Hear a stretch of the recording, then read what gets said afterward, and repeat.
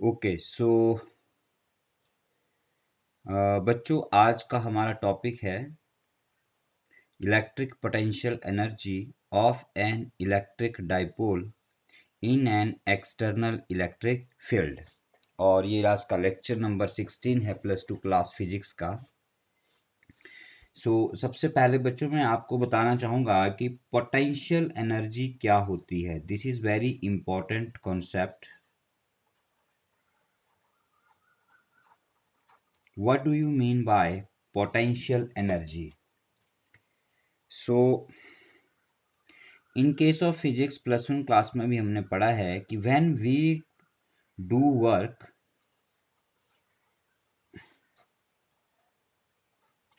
against some force, जब हम किसी फोर्स के अगेंस्ट काम करते हैं तो हमारे द्वारा किया गया वर्क डन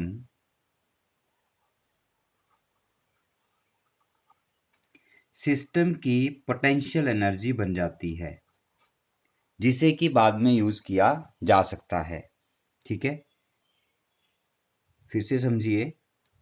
जब हम किसी सिस्टम पर किसी फोर्स के अगेंस्ट काम करते हैं तो एक्सटर्नल एजेंसी द्वारा मतलब हमारे द्वारा किया गया काम, किया गया वर्क उस सिस्टम की पोटेंशियल एनर्जी बन जाती है। जैसे फॉर एग्जांपल ये हमारे पास एक यहाँ पर स्प्रिंग है,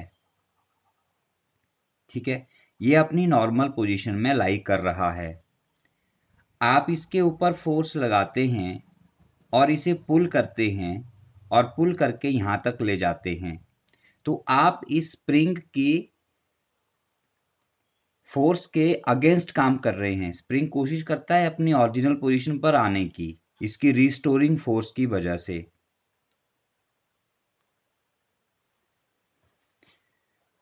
तो आप उसके अगेंस्ट काम कर रहे हो। किसके ऊपर काम हो रहा है? स्प्रिंग के ऊपर काम हो रहा है। काम कौन कर रहा है? एक्सटर्नल एजेंसी कोई काम कर रही है। ये अप्लाइड फोर्स एक्सटर्नल है।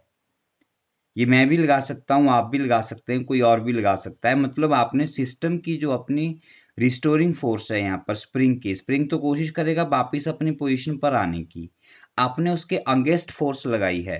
तो यहाँ पर जो अगेंस्ट आपने फोर्स लगाई उसने जो यहाँ पर वर्क डन किया, work done by external force on spring,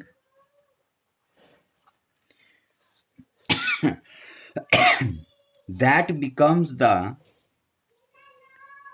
वो आपकी यहां पर पोटेंशियल एनर्जी बन जाती है। ठीक है, उसी प्रकार जब हम किसी डाइपोल की बात कर रहे हैं, जब आप लोग किसी इलेक्ट्रिक फील्ड में, मान लीजिए ये मेरे पास एक यूनिफॉर्म इलेक्ट्रिक फील्ड है, ये मेरी फील्ड की डायरेक्शन है और फील्ड की डायरेक्शन पॉजिटिव टू नेगेटिव होती है। उसका मतलब इस तरफ मेरे पास पॉजिटिव चार्ज हैं और इस तरफ मेरे पास नेगेटिव चार्ज हैं, तो पॉजिटिव टू नेगेटिव एक इलेक्ट्रिक फील्ड हमने जनरेट की है।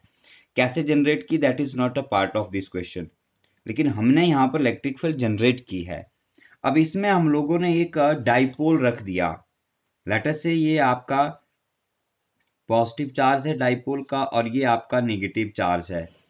तो ये इलेक्ट्रिक फील्ड इस डाइपोल को रोटेट करवाती है, ये घूम जाती है डाइपोल। पिछले टॉपिक में हमने पढ़ा, इसके ऊपर फोर्स लगेगी, इसके ऊपर फोर्स लगेगी, इस पॉजिटिव को ये नेगेटिव चार्ज अट्रैक्ट करेगा और इस नेगेटिव को ये पॉजिटिव अट्रैक्ट करेगा। या आप ये बोल सकते हैं कि पॉजिटिव फील्ड की डायरेक्शन में चलेगा और नेगेटिव फील्ड के ऑपोजिट चलेगा। तो अब ये बाउंडेड है एक दूसरे के साथ, तो सीधे तो जा नहीं सकते। ठीक है, तो क्या होगा, इनके ऊपर टॉर्क लगता है, पिछले टॉपिक में पूरा एक्सप्लेन किया, और ये घूम जाती है।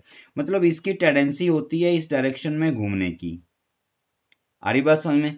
अब आप इसके अगेंस्ट काम करते हो, इस टॉर्क, जो टॉर्क इलेक्ट्रिक फील्ड लगा रही है उसके अगेंस्ट आप काम करते हो और इसको घुमा के दोबारा यहां ले आते हो। जैसे आप छोड़ोगे ये फिर वापिस आ जाएगा। आप फिर इसके अगेंस्ट काम करते हो और यहां पर लाके आपने छोड़ दिया, तो जितना आप इसको घुमा के आगे ले जाओगे उतना ही ज्यादा इसमें पोटेंशियल एनर्जी स्टोर होगा, जिस पोटेंशियल एनर्जी के कारण ये डाइपोल दोबारा से घूम के अपनी पोजीशन पे पहुंच जाता है। आ रही बात समझ में? तो that's why here the concept of potential energy comes. और इस केस में जो पोटेंशियल एनर्जी बनती है डाइपोल में, उसे बच्चों हम लोग इलेक्ट्रिक पोटेंशियल एनर्जी कहते हैं। Electric potential energy of an electric dipole. तो उसी का हमने आज यहाँ पर एक्सप्रेशन फाइंड आउट करना है। तो लेट अस स्टार्ट। एक्सप्रेशन बहुत आसान है, लेकिन ध्यान से देखेंगे आपको बुक्स में ज़्यादा डिटेल इसकी एक्सप्रेशन की नहीं मिलती है। जो जनरली मार्केट में बुक्स अवेलेबल हैं, जो हम पढ़ा रहे हैं, उनमें किसी भी बुक में इसका ज़्यादा डिटेल नहीं होता है, तो इसलिए आप इसे ध्यान से पढ़ें। ठीक है, okay. So dear students, let this is your uniform electric field. जो हमने बाहर अप्लाई की है वही फिगर रखा हमने जो हमने पीछे पढ़ा हुआ है। ठीक है, अभी इलेक्ट्रिक फील्ड लाइन से यहाँ पे इलेक्ट्रिक फील्ड जनरेट करनी। हमने एक तरफ uniform distribution of positive charge किया, एक तरफ uniform distribution of negative charge किया। ये चार्ज हमारा किसी शीट के ऊपर भी हो सकता है, लाइन के ऊपर भी हो सकता है, वो हमारा यहाँ पर क्वेश्चन का कॉन्सेप्ट नहीं है। हमें सिर्फ ये पता है कि हमारे इस रीजन में एक यूनिफॉर्म इलेक्ट्रिक फील्ड है। ठीक, क्या ही बात समझ में? और ये आपकी ब्लैक लाइन की एरो के साथ जो लाइंस हैं, ये आपकी इलेक्ट्रिक फील्ड लाइंस की डायरेक्शन है। ठीक है, समझ गए? इसका मतलब इधर पॉजिटिव चार्ज है और इधर आपका नेगेटिव चार्ज है। अब लेट अस सपोज दैट हम लोग क्या करते हैं कि यहां पर हम लोगों ने एक डाइपोल कंसीडर कर लिया। लेट अस से ये मेरा यहां पर एक डाइपोल हो गया। डिफरेंट कलर्स में बनाते हैं। ये हमारी एक यहां पे क्या होगी बच्चों, डाइपोल हो गई। ठीक है, मान लिया हम लोगों ने। क्लियर?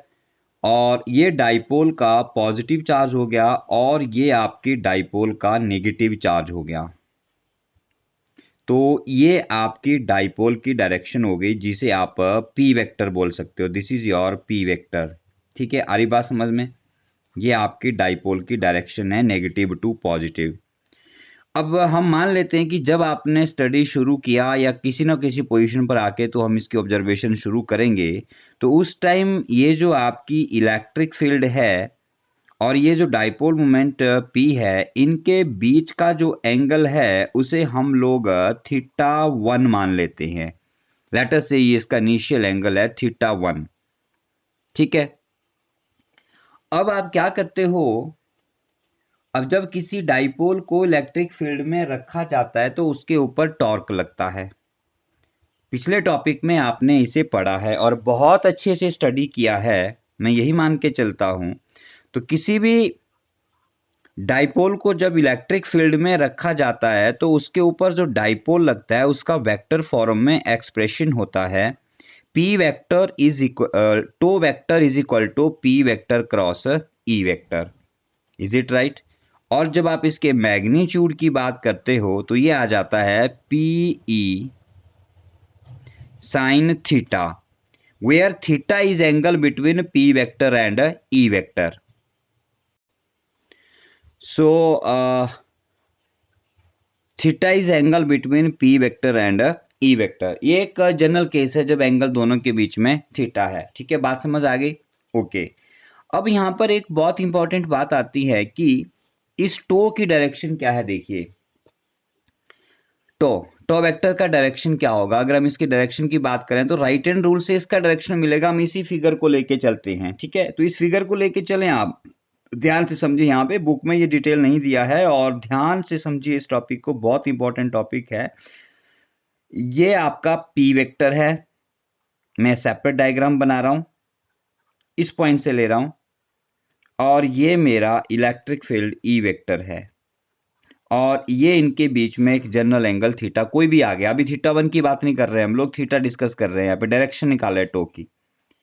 तो इसकी जो डायरेक्शन है बेटा टॉरक की, वो राइट हैंड स्क्रू रूल से मिलती है। राइट हैंड स्क्रू रूल क्या बोलता है, या राइट हैंड थंब रूल भी कहता है कि rotate your fingers in the direction of cross product through the smaller angle. तो स्मॉलर एंगल इनके बीच में ये आ गया थीटा, इधर से तो ये एंगल ज्यादा हो जाएगा, इधर स्मॉलर एंगल है। ठीक है, तो जब P से E की तरफ आप लोग अपना हाथ रोटेट करते हो, +1 क्लास में पढ़ा है, याद होगा सबको, तो आपका थंब अंदर की तरफ जा रहा है। इसका मतलब आपके यहां से टॉर्क की जो डायरेक्शन है वो इनवर्ड होगी। This is the torque. अब ये कौन सा टॉर्क है? इनवर्ड मतलब into the plane of paper, अंदर की तरफ जा रहा है ये टॉर्क। अरे बात समझ में? It is into the plane of a paper, plane के अंदर की तरफ है ये टॉर्क, ठीक है। ये एक्सियल वेक्टर्स होते हैं बच्चों, इनको ध्यान रखना आप लोगों ने। These are the axial vectors जो along the axis of rotation act करते हैं, ठीक है। सो नाउ अगर अब आप इस डाइपोल को इस टॉर्क के अगेंस्ट रोटेट करना चाहते हैं, तभी तो पोटेंशियल एनर्जी बनेगी इसमें, ठीक है। तो आपको इसके इस टॉर्क के अगेंस्ट काम करना पड़ेगा। तो इस टॉर्क के अगेंस्ट ऑपोजिट जब आप टॉर्क लगाएंगे तो ऑपोजिट जो टॉर्क है वो इसके ऑपोजिट इस तरफ आ जाएगा, अपवर्ड। ये होगा आपका external torque. This will be the direction of external torque. ये कौन सा टॉर्क है? ये इंटरनल बोल सकते हैं आप लोग, जो आपकी इलेक्ट्रिक फील्ड अप्लाई कर रही है यहां पे। और एक्सटर्नल जो आप बाहर से लगाओगे, मैं लगाऊंगा, आप लगाओगे, या जो भी इस डाइपोल को रोटेट करना चाह रहा है against this electric field, against this torque. Are you getting my point? तो जब आप इसके अगेंस्ट फोर्स लगाओगे तो आपकी डाइपोल ऐसे रोटेट हो जाएगी at some point. Let us say rotate होके आप अपने डाइपोल को डी थीटा एंगल से रोटेट करते हो थ्रू स्मॉल एंगल, और आप अपनी डाइपोल को इस पॉइंट पे ले आते हो। ये डाइपोल का नेगेटिव चार्ज हो गया और ये डाइपोल का पॉजिटिव चार्ज हो गया, और आपने इसे नए एंगल थीटा 2 पर ले आए, और इनके बीच का जो रोटेशन है वो आपने डी थीटा एंगल से किया। ये डी थीटा क्या होगा यहां पर? ये डी थीटा इसका एंगुलर डिस्प्लेसमेंट हो गया।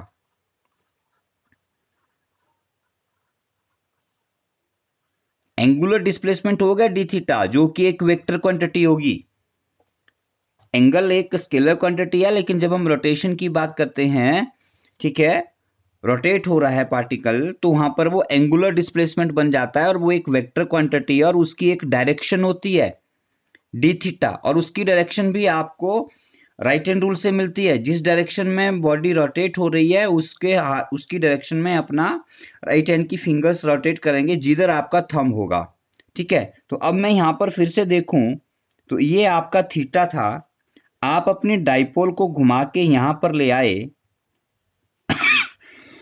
तो ये आपने एंगल डी थीटा लिया यहां पे।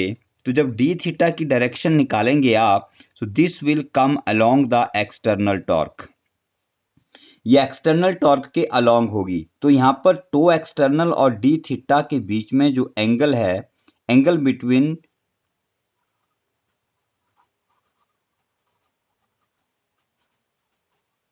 To external and D theta vector is 0 degree. अब ये जो एक्सटर्नल टॉर्क यहां पे वर्क करेगा वो कितना आएगा? देन पहले लिख लीजिए, let small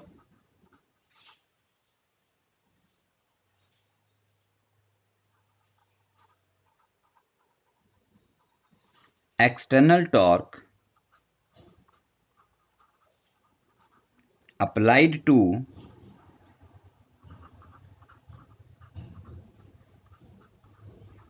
rotate the dipole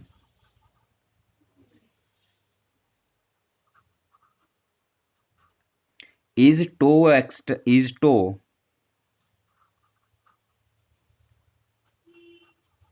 then work done in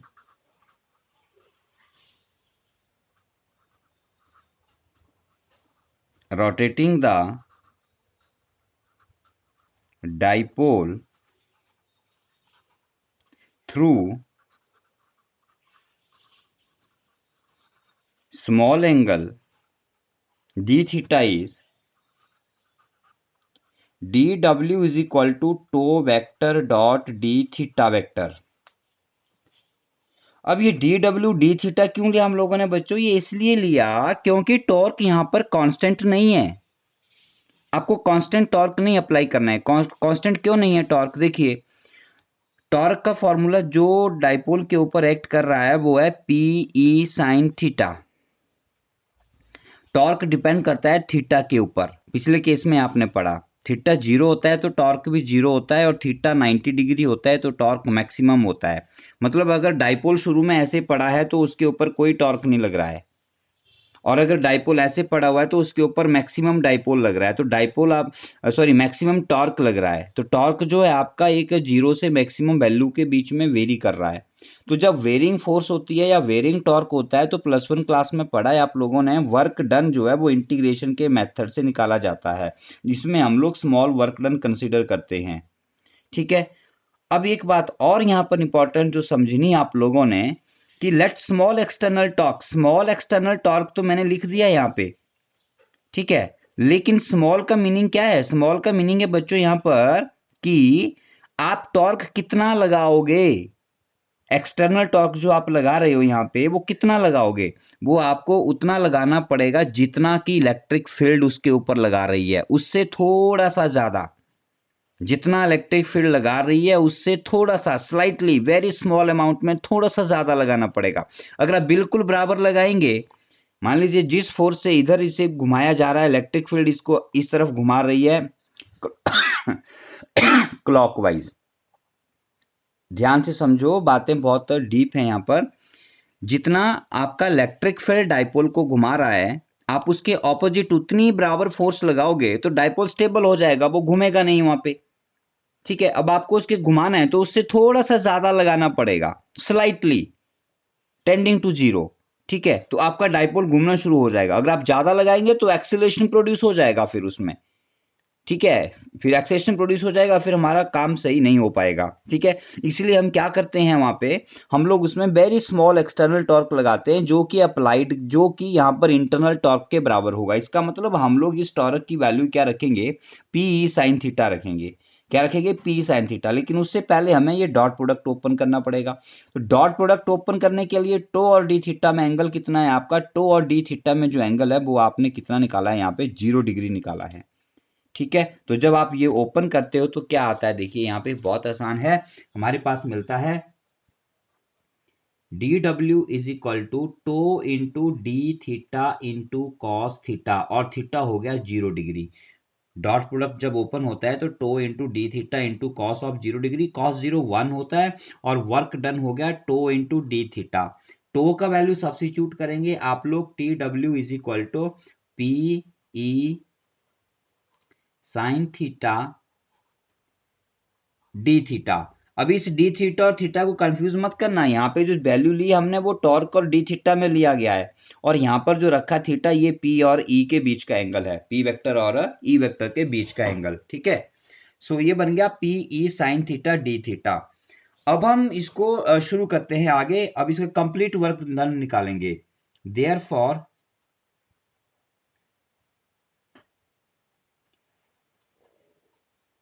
total work done in rotating the dipole from angle theta 1 to theta 2 is given by।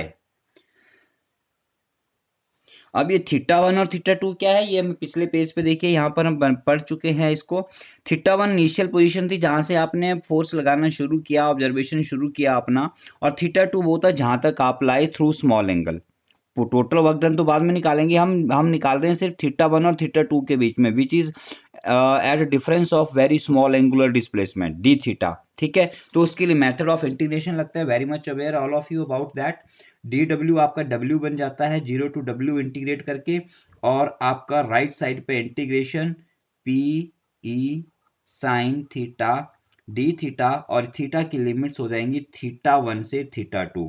अब हम इसको इंटीग्रेट करते हैं। पी और ई कांस्टेंट है, यहाँ पर बाहर आ गया इंटीग्रेशन से, आपके पास रह गया theta 1 to theta 2 sine theta D theta is equal to PE sine theta की इंटीग्रेशन सबको पता है माइनस कॉस थीटा होती है, नहीं पता है तो अब याद कर लीजिए, लिमिट θ1 टू θ2 +1 में बहुत क्वेश्चन किए हैं, इतना अब आपको आना चाहिए। माइनस बाहर आ गया आपका, क्या रह गया, -PE, लिमिट बैठा दीजिए यहाँ पे, cos θ2 अप्लाई कीजिए, cos θ2 upper limit minus lower limit cos θ1, ये आ गया आपके पास work done between any two angles, एक एंगल से दूसरे एंगल पर ले जाने के लिए, इनिशियल से फाइनल के लिए। θ1 इनिशियल एंगल है और θ2 आपका यहाँ पर फाइनल एंगल है, ठीक है। अब यहाँ पर हम लोग एक बहुत स्पेशल केस मान लेते हैं जो बहुत काम का है। स्पेशल केस ये लिया जाता है कि हम लोग क्या करते हैं, let θ1 is equal to 90 degree and θ2 is equal to theta.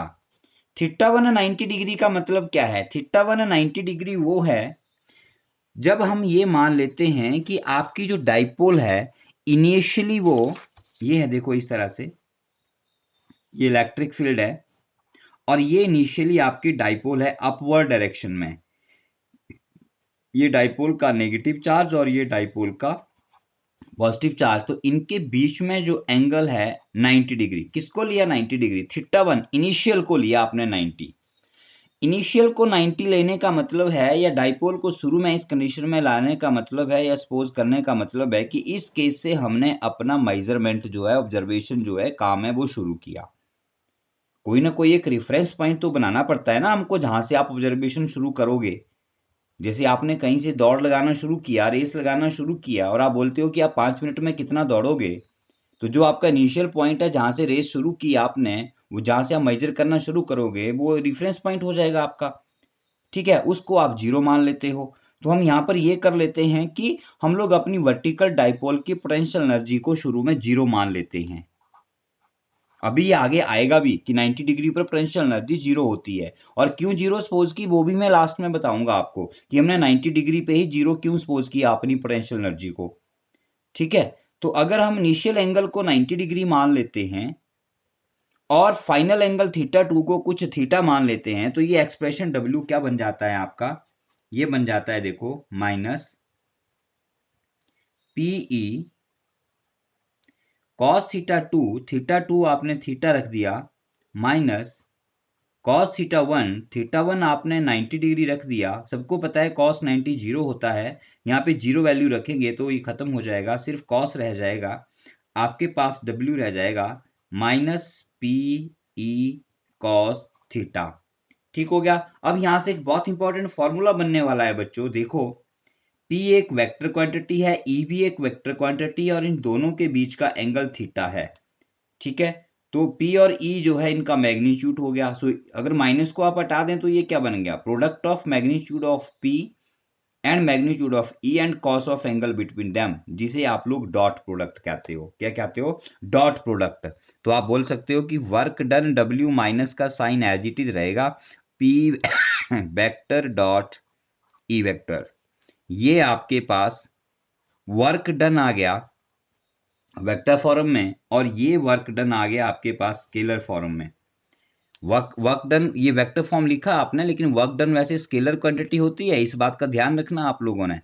Work done is a scalar quantity, क्योंकि डॉट प्रोडक्ट हमेशा स्केलर होता है। तो यहाँ ऐसा नहीं करना कि इधर आपने वेक्टर लगा दिया W पे, W पर कभी वेक्टर नहीं लगता, ठीक है। तो ये आपका यहाँ पर इसका एक्सप्रेशन हो गया वर्क डन का, राइट।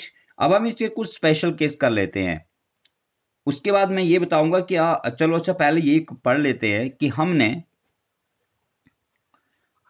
U 0 कब लिया, जब आपने थीटा 90 डिग्री सपोज किया। Let us see from here, आपके पास एक्सप्रेशन आया वर्क एनर्जी का, W is equal to minus PE cos theta, ठीक है। अब देखिए जो W वर्क आपने किया सारा, इसी को तो हम पोटेंशियल एनर्जी कहते हैं, this is known as the potential energy, very simple. और इस केस में इसे आप इलेक्ट्रिक पोटेंशियल एनर्जी बोलेंगे, जिसे आप U से डिनोट करेंगे। इसका मतलब ये एक्सप्रेशन या ये एक्सप्रेशन आपका पोटेंशियल एनर्जी का क्या हो जाएगा, minus p E cos theta. ये आ गया पोटेंशियल एनर्जी का फॉर्मूला।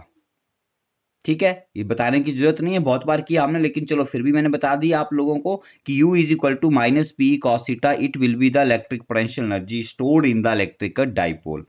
अब पहला केस लेते हैं हम लोग यहाँ पे कि मान लीजिए आपका जो थीटा है वो 0 डिग्री है। थीटा कितना है? 0 डिग्री। कौन सा केस होगा 0 डिग्री का? हम पढ़ चुके हैं 0 डिग्री का। ये आपके पास डायरेक्शन है किसकी? इलेक्ट्रिक फील्ड की। और ये है आपकी यहां पर डाइपोल, डाइपोल भी उसी डायरेक्शन में है, ये पी वेक्टर भी उसी डायरेक्शन में है। ठीक है, इसका मतलब ये डाइपोल का इधर नेगेटिव चार्ज होगा और इधर डाइपोल का पॉजिटिव चार्ज होगा, जबकि इलेक्ट्रिक फील्ड के इधर पॉजिटिव चार्ज होंगे और इधर आपके पास नेगेटिव चार्ज होंगे। तो ये वो केस है जब theta is equal to 0 degree है। इस केस में आपकी पोटेंशियल एनर्जी कितनी आएगी? इस केस में पोटेंशियल एनर्जी आएगी minus p E cos 0 degree, theta का वैल्यू 0 रख दिया, कॉस 0 1 होता है, तो u आपके पास माइनस पी ई आया। माइनस पी मतलब नेगेटिव वैल्यू आ गई पोटेंशियल एनर्जी की। नेगेटिव वैल्यू का मतलब है ये मिनिमम पोटेंशियल एनर्जी होगी। This is the minimum potential energy. Minimum का मतलब है you have to do minimum work. आपको कम से कम काम करना पड़ेगा 0 डिग्री पर लाने के लिए, मतलब डाइपोल को इस डायरेक्शन में लाने के लिए। कहां से? इनिशियल पोजीशन ली है आप लोगों ने बच्चों 90 डिग्री, ध्यान रखना है। इनिशियल पोजीशन आपने सपोज की है 90 डिग्री, 90 से इस डायरेक्शन में लाने पर आपको बिल्कुल मिनिमम काम करना पड़ेगा। क्यों मिनिमम करना पड़ रहा है? देखिए बहुत इंपॉर्टेंट है, आपको इसलिए मिनिमम करना पड़ रहा है क्योंकि अगर डाइपोल आप इस पोजीशन में रखते हैं तो ये डाइपोल का पॉजिटिव चार्ज होता है जो फील्ड की डायरेक्शन में मूव करेगा, और ये डाइपोल का नेगेटिव चार्ज होता है जो फील्ड के ऑपोजिट मूव करेगा। तो इसके ऊपर अपने आप ही इस डायरेक्शन में एक इंटरनल टॉर्क काम कर रहा है। इलेक्ट्रिक फील्ड अपने आप ही इसको इस डायरेक्शन में ले जाने की कोशिश कर रही है, तो आपको तो काम बिल्कुल कम करना पड़ेगा ना, नहीं भी करेंगे तो भी अपने आप चला जाएगा। ठीक है, तो उस केस में आपको वर्क डन की मिनिमम आवश्यकता होगी। You need a minimum work for this case. It is same to that, आप इसको ऐसे बोल सकते हो कि जैसे मान लीजिए ये रिवर है और रिवर में ये वाटर फ्लो हो रहा है, this is the direction of flow of water, और आपने यहां पर एक बोट रख दी। अब आप उस बोट को पानी की जिधर फ्लो कर रहा है वाटर उधर ही ले जाना चाहते हैं, तो वो तो अपने आप बहती चली जाएगी। There is no need to do the work. अरे बात समझ में? और अगर आप काम करेंगे भी तो बहुत ही कम काम करना पड़ेगा और वो इजीली आपका उसी डायरेक्शन में चला जाएगा। तो ये जो पहले वाला केस है थीटा इक्वल टू 0 डिग्री वाला, ये आपको ये बताता है यहाँ पर कि जब आप अपने डाइपोल को फील्ड की डायरेक्शन में अलाइन करना चाहेंगे तो आपको मिनिमम वर्क करना है और उसका वैल्यू माइनस पीई होगा। ठीक है, अब लेते हैं हम केस नंबर 2, सेकंड केस लेते हैं। अगर हम लोग theta is equal to 180 degree करते हैं, 180 डिग्री कौन सा केस है बच्चों? देखिए ये आपके पास इलेक्ट्रिक फील्ड की डायरेक्शन है और आप अपने डाइपोल को इसके ऑपोजिट लेना चाहते हैं। ऑपोजिट लेने का मतलब है ये आपके पास पी वेक्टर की डायरेक्शन हो जाएगी, ये ई वेक्टर का डायरेक्शन है, तब इनके बीच में एंगल 180 आएगा। उस केस में क्या होगा? देखिए ये आपके पास पॉजिटिव चार्ज इधर हो जाएगा डाइपोल का और ये नेगेटिव चार्ज इधर हो जाएगा, जबकि इलेक्ट्रिक फील्ड का पॉजिटिव इधर है, नेगेटिव ये पॉजिटिव इधर है और नेगेटिव आपके इधर है। अब इस केस में देखो इनिशियली डाइपोल कहाँ है आपका? इनिशियल आपका डाइपोल ये है 90 डिग्री जो आपने सपोज किया है। अब आपने अपने डाइपोल को उल्टा घुमाया, ऑपोजिट घुमाया, आप अपने डाइपोल को इधर ला रहे हैं, अगेंस्ट काम कर रहे हैं। जो एक्चुअल टॉर्क है वो तो इधर एक्ट कर रहा है, एक्चुअल टॉर्क तो आपका क्लॉकवाइज एक्ट कर रहा है, लेकिन आपने उसके उल्टा काम किया और दूसरी तरफ ला रहे हैं, आप डाइपोल को उल्टा ला के रख रहे हैं। और ये बात समझ में, गेटिंग माई पॉइंट और नॉट? तो यहां पर आपको मैक्सिमम वर्क डन करना पड़ेगा, सबसे ज्यादा काम करना पड़ेगा। ये वाटर का एग्जांपल लेके समझ लो, यहाँ पे रिवर का, अगर रिवर नीचे की तरफ फ्लो कर रही है, इधर रिवर फ्लो कर रही है और आपको बोट इसके ऊपर ले जाना है, ऑपोजिट ले जाना है, तो आपको मैक्सिमम काम करना पड़ेगा।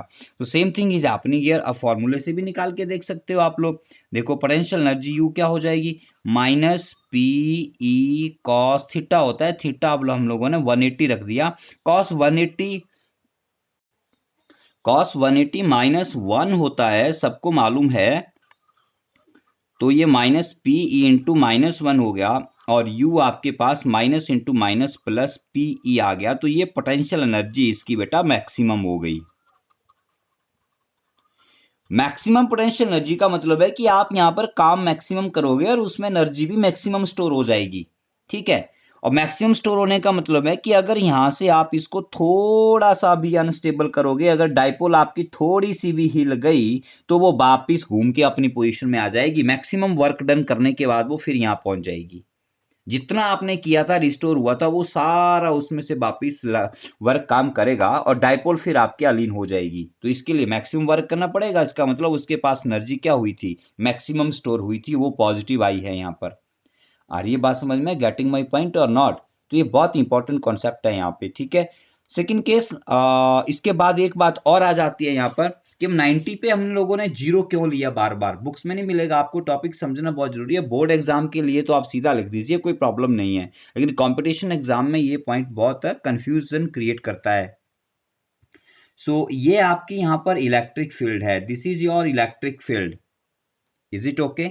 अब अगर ये इलेक्ट्रिक फील्ड है और ये इनिशियल आपने अपनी डाइपोल को यहाँ पे 90 डिग्री पे रख लिया, तो आपका जो u है वो कितना आ गया, देखो, minus p E cos 90 degree. Cos 90 zero होता है और आपकी जो आपकी पोटेंशियल एनर्जी है वो जीरो हो गई। ठीक है, हम शुरू में भी इसको यही मान के चले थे। यहां से देखिए, इनिशियल पोजीशन को हमने जीरो सपोज किया था, तो यहाँ पर हमारी जो वैल्यू है पोटेंशियल एनर्जी की वो जीरो आई। अब बात आती है कि हमने इसी को जीरो क्यों सपोज किया। इसके कॉन्सेप्ट के लिए थोड़ा सा आपको इलेक्ट्रिक पोटेंशियल एनर्जी जो वर्क है उसमें जाना पड़ेगा। सो लेट मी से हियर, थोड़ा सा एक्सप्लेन कर देता हूं अगर समझ आएगा आपको तो। यूनिफॉर्म इलेक्ट्रिक फील्ड बनाने के लिए हम लोगों को क्या करना पड़ता है, यूनिफॉर्मली चार्ज डिस्ट्रीब्यूट करने पड़ते हैं। लेट अस से like this, suppose that your dipole is lying here. आपकी डाइपोल यहां पे लाई कर रही है, ये डाइपोल का पॉजिटिव चार्ज है और ये डाइपोल का नेगेटिव चार्ज है, मान लीजिए। अब आप इस डाइपोल को यहां से उठा के यहां लाके रखते हो। Let us say this is position, somewhere you want to bring this dipole from this point to this. अब ये जो मेरे पास यहां पर पॉइंट आता है, इस पॉइंट को मैं इन्फिनाइट मान लेता हूं as compare to this electric field, कि इसका यहां पर कोई इफेक्ट नहीं है। ठीक है, अब यहां से हम इस चार्ज डाइपोल को इकट्ठा समझने के बजाय अलग अलग चार्जेस के केस में पढ़ते हैं। लेट अस से दैट मैं इस पॉजिटिव चार्ज को उठा के यहां पर लाके रखता हूं, तो इसको यहां पर लाने में मुझे वर्क करना पड़ेगा। I have to do work against force of repulsion, क्योंकि ये आपकी इलेक्ट्रिक फील्ड के ऑपोजिट काम कर रहा है। आप इसे इलेक्ट्रिक फील्ड के ऑपोजिट ला रहे हैं। आई बात समझ में? Let us say you do some work W, यहां पर आपको एक वर्क करना पड़ा। उतना ही अगर आप नेगेटिव चार्ज को यहां पर लाते हैं, मान लीजिए, तो नेगेटिव चार्ज को तो सिस्टम अपने आप ही ले आएगा। आ रही बात समझ में? क्यों लाएगा अपने आप? क्योंकि पॉजिटिव चार्ज इसको क्या करेंगे, अट्रैक्ट करेंगे। नेगेटिव चार्ज फील्ड के ऑपोजिट मूव करता है, तो जितना वर्क डन यहाँ स्टोर हुआ पॉजिटिव चार्ज लाने में, उतना वर्क डन नेगेटिव चार्ज को लाने में सिस्टम ने लूज कर दिया। तो इसका मतलब ये हुआ कि अगर डाइपोल को आप इस केस में, स्टैंडिंग केस में यहाँ रखते हैं, वर्टिकल केस में, तो यहाँ पर टोटल वर्क डन आपका जीरो हो जाता है, और इस केस में आपका W is equal to zero रहता है और U भी आपका यहाँ पर जीरो हो जाता है। ठीक है, अब अगर डाइपोल को किसी पोजीशन में अलीन करना है यहां से, तो वो केस हम पढ़ चुके हैं। सेम डायरेक्शन में लेना है या ऑपोजिट में लेना है या एट सम एंगल लेना है, इसलिए हम लोग यहाँ पर इनिशियल स्टेट जो है वो 90 डिग्री पर सपोज कर लेते हैं, जहां पर हमारी पोटेंशियल एनर्जी जीरो, मीन्स हमें वहां डाइपोल को वर्टिकली लाने में कोई वर्क नहीं करना पड़ता। इनफैक्ट जितना हम वर्क करते हैं उतना सिस्टम भी वर्क करता है, तो टोटल वर्क डन जो है वो जीरो हो जाता है। ठीक है, तो समझने की कोशिश करें। जो अभी +2 क्लास में नए स्टूडेंट हैं उनको शायद ये अभी समझ नहीं आएगा। इसमें इक्वी पोटेंशियल सरफेस का भी एक कॉन्सेप्ट आएगा और work done against the electrostatic force भी आएगा।